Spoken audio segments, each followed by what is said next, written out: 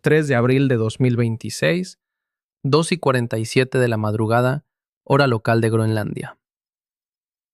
Una firma sismológica anómala es registrada por la red de monitoreo automatizado del Instituto Meteorológico danés a lo largo del flanco este del glaciar Jakobshavn. El sistema de clasificación a bordo registra inicialmente un evento sísmico de magnitud 3,2. A las 3:15 de la mañana, el flujo de datos satelitales Sentinel-1 de la Agencia Espacial Europea comienza a transmitir confirmación visual de lo que los sensores ya saben.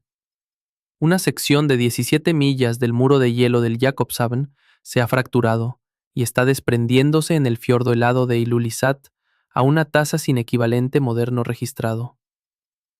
Mientras la mayor parte de Groenlandia duerme, el frente de desprendimiento ha fallado catastróficamente en un evento en cascada de aproximadamente 90 minutos. El volumen de hielo que entra en el océano en esa ventana de tiempo se calcula posteriormente en aproximadamente 3,7 kilómetros cúbicos. Imagine un bloque de hielo del tamaño del área metropolitana de Los Ángeles apilado a 3 millas de altura. Eso es lo que recibió el Atlántico Norte en hora y media. Antes del amanecer en la costa este de los Estados Unidos, las boyas de detección de tsunamis de la NOAA en el Atlántico Norte comienzan a registrar lecturas anómalas. Para las 6 de la mañana, hora de Groenlandia, la palabra que nadie en la comunidad científica quiere pronunciar en voz alta ya se está escribiendo en las cadenas de correo electrónico de emergencia entre oceanógrafos, glaciólogos y especialistas en riesgos costeros. Mega tsunami. Hola, soy Daniel y esto es Desastres Naturales. Un muro de hielo de 17 millas acaba de romperse. El desplazamiento masivo de agua ha activado modelos de olas que los ingenieros costeros califican como inconservables. Los científicos que monitorean el glaciar Jakobshavn detectaron el colapso.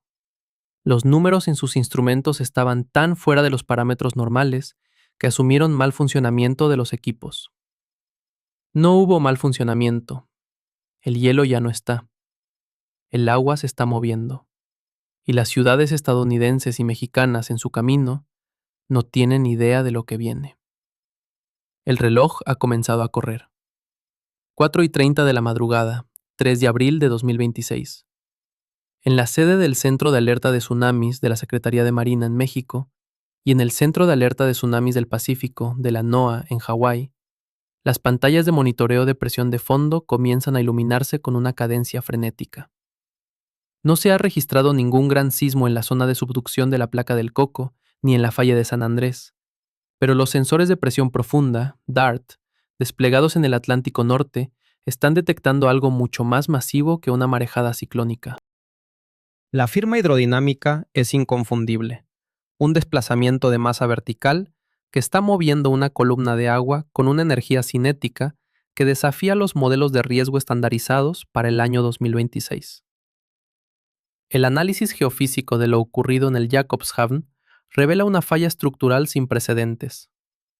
Este glaciar no es simplemente un río de hielo, es una arteria crítica que drena el 6,5% de la capa de hielo de Groenlandia, lo que los geólogos denominan inestabilidad de la capa de hielo marina, MISI, ha pasado de ser una teoría de advertencia en los informes del IPCC a una realidad catastrófica en tiempo real. El lecho de roca sobre el que se asienta el glaciar se encuentra por debajo del nivel del mar y, lo que es más alarmante, presenta una pendiente retrógrada. Se inclina hacia abajo a medida que se avanza tierra adentro. Esto significa que cuanto más retrocede el frente del hielo, más agua oceánica, relativamente cálida y densa, penetra en la base, lubricando el contacto y acelerando el colapso en un ciclo de retroalimentación positiva imposible de detener. A las 5:15 de la mañana, los datos procesados por el Servicio Sismológico Nacional de México confirman que el impacto inicial del hielo contra el lecho marino generó ondas de choque que se propagaron por la corteza terrestre, siendo detectadas incluso por estaciones en el Golfo de México. El volumen de 3,7 kilómetros cúbicos de hielo golpeando el océano no es un evento de fusión lenta. Es un impacto físico comparable al desplome de un flanco volcánico. La física detrás de esto es brutalmente simple: la tasa de entrada del material. Mientras que un desprendimiento rutinario ocurre en horas o días, este colapso fue casi instantáneo. Los sismógrafos en la costa este de los Estados Unidos, desde Maine hasta Florida, registraron lo que los expertos llaman un temblor armónico de larga duración, sugiriendo que la fractura de 17 millas de longitud se propagó a una velocidad de ruptura similar a la de un terremoto de gran magnitud. En la Universidad de Princeton, los modelos de dinámica de fluidos computacional, ejecutados en respuesta de emergencia, muestran una proyección aterradora.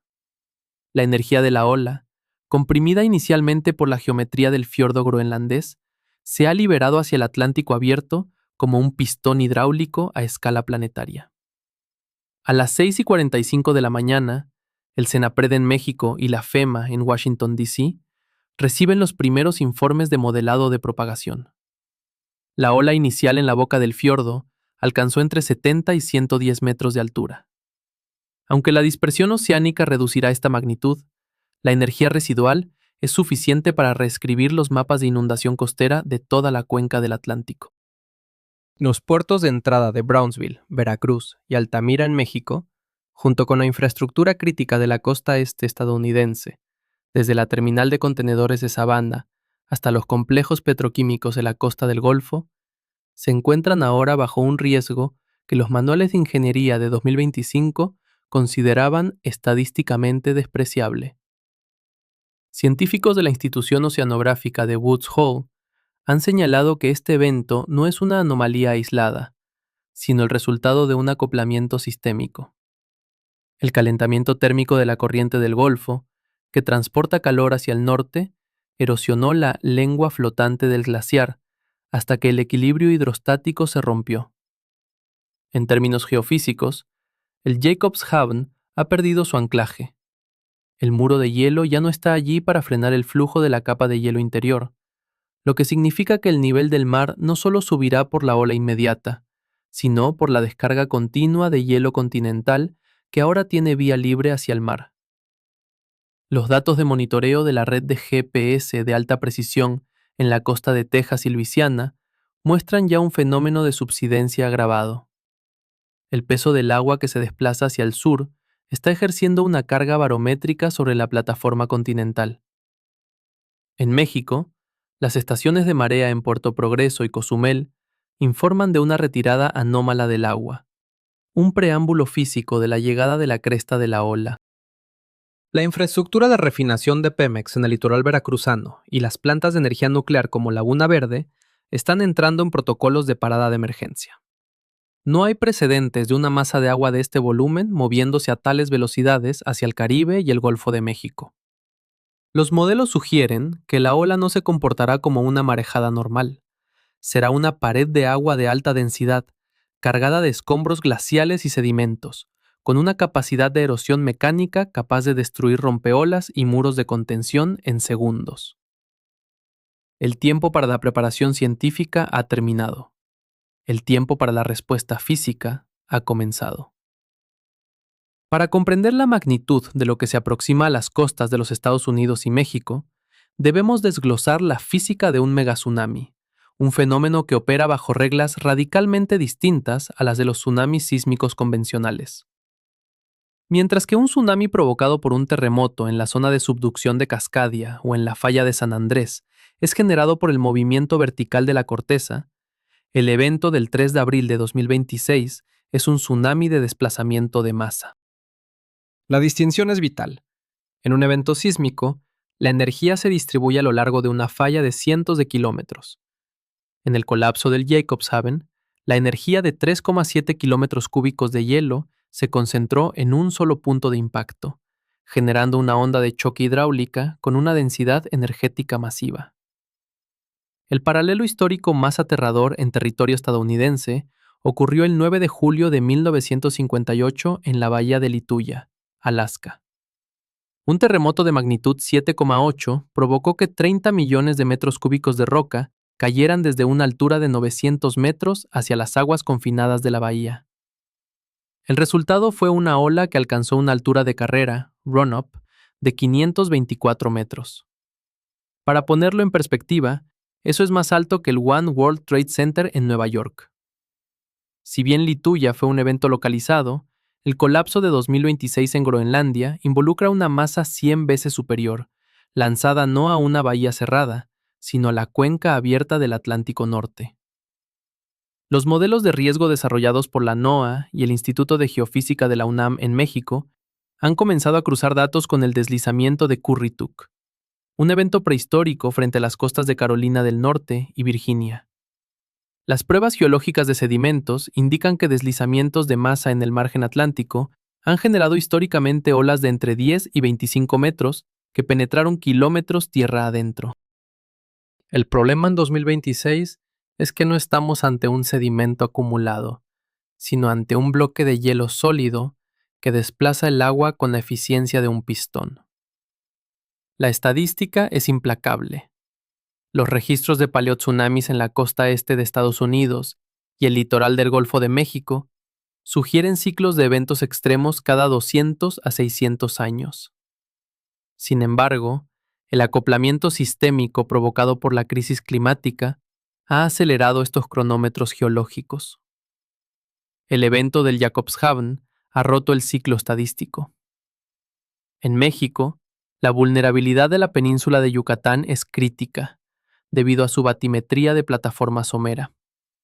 Cuando una ola de gran energía encuentra aguas poco profundas, su velocidad disminuye, pero su altura aumenta de forma exponencial por el efecto de bajío. Una ola que viaja a 800 km por hora en el Atlántico abierto puede reducir su velocidad a 50 km por hora al llegar a las costas de Quintana Roo, pero transformándose en una pared de agua de 15 metros de altura que no se detendrá ante la barrera de arrecifes. Científicos del UGS, Servicio Geológico de los Estados Unidos, han señalado que la configuración del Golfo de México actúa como una cámara de resonancia. Una vez que la energía del megatsunami cruce el estrecho de Florida y el canal de Yucatán, se encontrará con una cuenca semicerrada, donde la reflexión de las ondas puede causar seiches o inundaciones oscilatorias que podrían durar hasta 48 horas después del impacto inicial. Eso significa que ciudades como Nueva Orleans, Mobile, Tampico y Veracruz no enfrentan solo una ola, sino una serie de pulsos hidráulicos que pondrán a prueba la integridad estructural de los sistemas de diques y malecones diseñados para huracanes, no para el empuje mecánico de un tsunami. La ciencia detrás de los eventos de olas extremas indica que la energía cinética se traduce en una presión hidrodinámica capaz de mover rocas de varias toneladas y demoler estructuras de concreto reforzado. En 2026, el modelo de atenuación que los expertos esperaban está fallando. Debido a que el agua del Atlántico está más caliente que en cualquier punto del siglo XX, la viscosidad del agua ha cambiado ligeramente, permitiendo que la propagación de la onda pierda menos energía por fricción interna. Estamos viendo una superautopista hidrodinámica que apunta directamente al corazón logístico y habitacional de Norteamérica. En la Universidad de Texas, en Austin, los investigadores de riesgos costeros han comparado la firma energética de este colapso con el impacto del Chicxulub en la península de Yucatán, aunque a una escala menor. El principio es el mismo, un desplazamiento masivo e instantáneo en el Golfo. Los modelos sugieren que el tiempo de viaje de la ola hacia la costa de Texas es de aproximadamente 14 horas desde que cruza el Atlántico. Pero la señal de advertencia solo se volverá inequívoca cuando las boyas DART del Caribe registren el ascenso de la columna de agua. Para entonces, el margen de maniobra para los 20 millones de residentes en las zonas bajas de la costa del Golfo se habrá reducido a una ventana de evacuación logísticamente imposible. La ciencia es clara. El Jakobshavn no solo ha vertido hielo en el mar, ha inyectado una cantidad de energía en el sistema oceánico que la infraestructura de defensa de México y Estados Unidos nunca fue construida para absorber. Detrás de cada modelo de propagación, de cada punto decimal en una hoja de cálculo de la NOAA, hay una vida humana que está a punto de ser interceptada por la física implacable del océano. El 4 de abril de 2026, Mientras las cancillerías de México y Estados Unidos intercambiaban cables diplomáticos de extrema urgencia, la realidad en el terreno comenzaba a fracturarse. Para entender el impacto humano, debemos mirar a través de los ojos de quienes comprenden el peligro antes de que éste se manifieste en la superficie. Elena Ramírez, de 52 años, es hidróloga senior en el Distrito de Manejo de Aguas del sur de Florida. A las 9 de la mañana del 4 de abril, Elena no estaba mirando el mar, estaba mirando los sensores de presión en el acuífero de Miami. El océano no necesita entrar por la puerta principal para destruir esta ciudad, me dijo en una entrevista filtrada desde los canales de emergencia. Miami está construida sobre piedra caliza porosa, es una esponja. Si el nivel del mar sube 4 metros debido a la onda de choque, el agua salada entrará por debajo de nuestros pies, reventando las tuberías de alcantarillado y colapsando los cimientos antes de que la primera ola rompa contra los hoteles de South Beach. En sus pantallas, el nivel freático ya mostraba una oscilación anómala, una respuesta barométrica al desplazamiento de masa que bajaba por el Atlántico. En la costa de México, a 3.000 kilómetros de distancia, Mateo Carrillo, un operador de grúa en el puerto de Veracruz, presenciaba el inicio del retroceso. A las 11:45 de la mañana, el agua en la dársena del puerto comenzó a retirarse con una velocidad antinatural. No era una marea baja normal. Los barcos de carga de 200.000 toneladas empezaron a apoyarse sobre el lodo del fondo marino, sus cascos crujiendo bajo el peso de la gravedad sin el soporte del agua. Mateo, siguiendo un instinto ancestral que ningún manual de capacitación le había enseñado, abandonó su cabina y corrió hacia las zonas altas de la ciudad. Sabía que la naturaleza no retira el agua si no tiene intención de devolverla con intereses catastróficos. La logística de evacuación en los Estados Unidos es, en teoría, la más avanzada del mundo. Pero los modelos de la FEMA para este evento son, en sus propias palabras internas, insostenibles. Nueva York es el epicentro de esta pesadilla logística. Con 8,3 millones de personas en los 5 distritos y más de 20 millones en el área metropolitana, el tiempo de llegada de la ola, estimado en 9 horas tras el paso por la plataforma continental, es una sentencia de muerte disfrazada de advertencia. En una mañana de martes, con el sistema de metro a plena capacidad y las 3 arterias principales de salida saturadas, una orden de evacuación masiva no generaría seguridad, sino un estancamiento total. Los modelos sugieren que millones de personas quedarían atrapadas en sus vehículos en el túnel Holland o en el puente George Washington, cuando la onda de energía impacte el puerto. El distrito financiero, donde la elevación es de apenas 1,5 metros, se convertiría en un sumidero de billones de dólares en infraestructura tecnológica. El costo económico es casi incalculable, pero los analistas de riesgo de Wall Street y Ciudad de México han comenzado a arrojar cifras que provocan vértigo. Se estima un daño directo a la infraestructura costera de 450.000 millones de dólares en los Estados Unidos y más de 9 billones de pesos en México.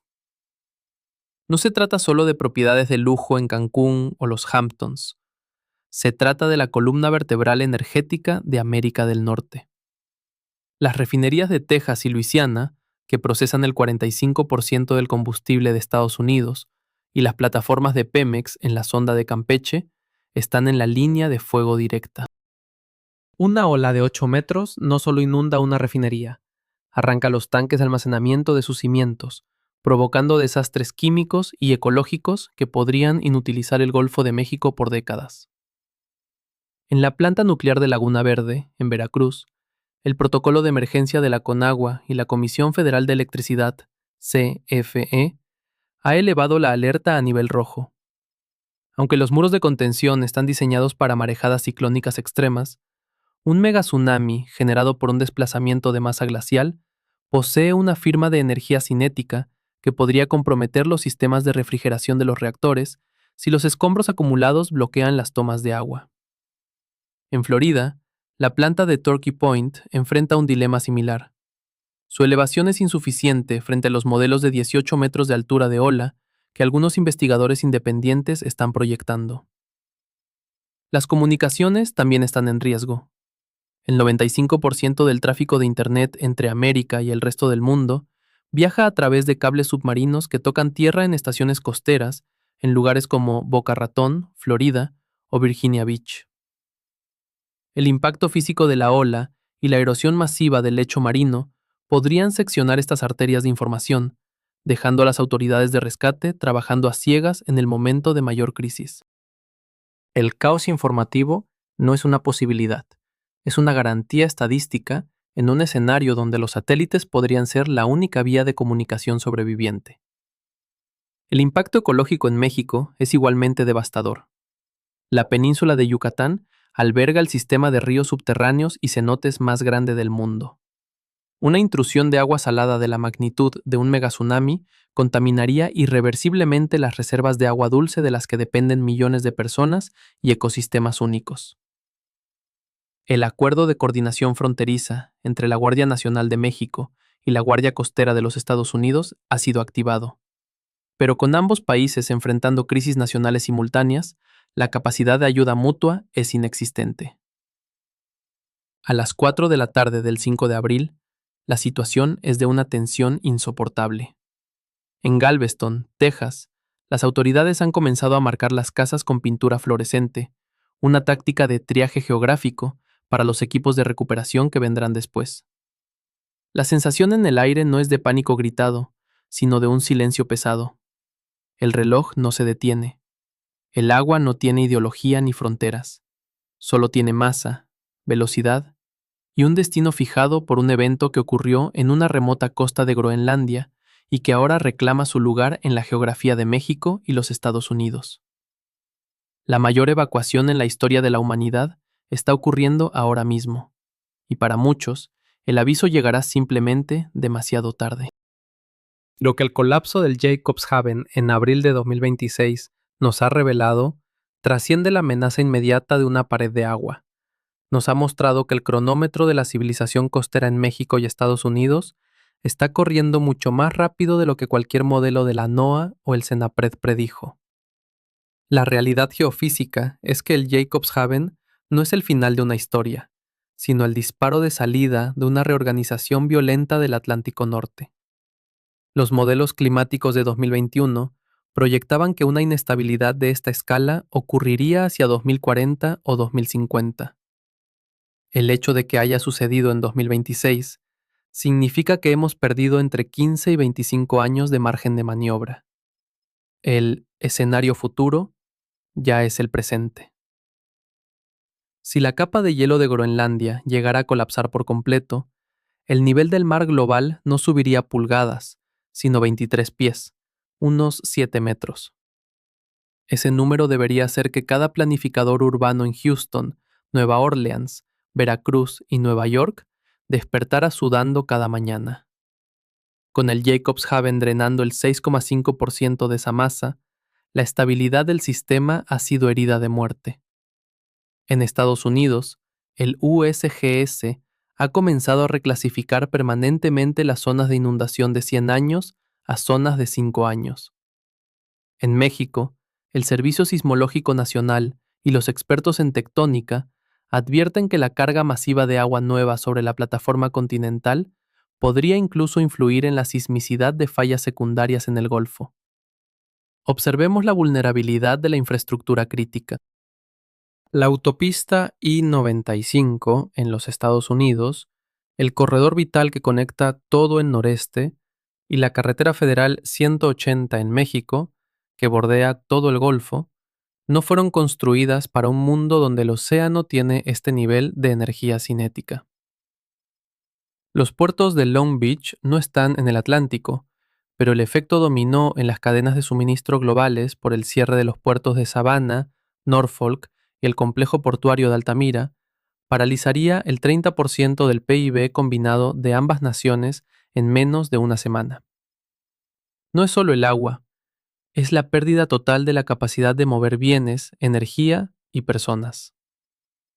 Científicos de la Universidad de Texas y de la UNAM han identificado que, tras el Jacobshaven, otros tres gigantes, Kangerlussuaq, Helheim y Petermann, están ahora en configuraciones críticas. Si el Jacob's Ham fue el primer dominó, estos son los siguientes en la fila, todos asentados sobre pendientes retrógradas que los hacen vulnerables a la intrusión de agua atlántica cálida. Estamos entrando en la era de la inestabilidad de la capa de hielo marina, activa y visible. Lo que antes eran procesos geológicos de milenios, ahora son eventos de noticias de última hora. La política de retirada gestionada ya no es una teoría académica en las universidades de California o de la Ciudad de México. Es una necesidad logística inminente. Pero ¿cómo se gestiona la retirada de 12 millones de personas de la zona metropolitana de Nueva York? ¿Cómo se reubica la economía portuaria de un estado como Veracruz o la zona turística de Quintana Roo, que representa una parte masiva del ingreso nacional mexicano? La respuesta corta es que no se puede. No a la velocidad a la que el hielo se está convirtiendo en energía hidrodinámica. Estamos presenciando el desmantelamiento de la estabilidad del Holoceno. El aire carga más agua, el océano es más cálido y el hielo se va más rápido de lo proyectado. Esta es la nueva normalidad, un mundo donde el riesgo ya no es estático, sino una variable que se acelera. Los residentes costeros de México y Estados Unidos merecen saber que los sistemas de alerta diseñados para el siglo XX son insuficientes para los megatsunamis glaciales del siglo XXI. El sistema de boyas DART y los sensores de presión son herramientas útiles, pero la información es el único sistema de alerta temprana que realmente nos queda cuando la física del planeta decide corregir el equilibrio por la fuerza. Aqualou Flier, el guía de Ilulissat que mencionamos al inicio, dijo que sus hijos pensaban que el fiordo vacío de hielo era lo normal. Ese es el peligro más insidioso, la amnesia generacional. En Miami, en Cancún, en Boston, pronto consideraremos normal el agua en las calles en días soleados, normal que los seguros de vivienda sean inexistentes, normal que el mar reclame una calle cada año. Pero no es normal. Es el sonido de una rendición geológica. El Jacobshaven ya no está en su sitio. El agua se está moviendo. Y nosotros, atrapados en la inercia de nuestras ciudades de concreto, estamos a punto de aprender una lección sobre la masa y el impulso que la humanidad no olvidará en 1000 años. Soy Daniel, y esto es Desastres Naturales. Si este informe ha llegado a tus manos, compártelo. El conocimiento de la trayectoria es la única defensa antes de que la ola deje de ser un modelo matemático y se convierta en una realidad física en tu puerta. Mantente alerta, monitorea los datos y prepárate. El reloj no se va a detener. Nos vemos en la próxima entrega.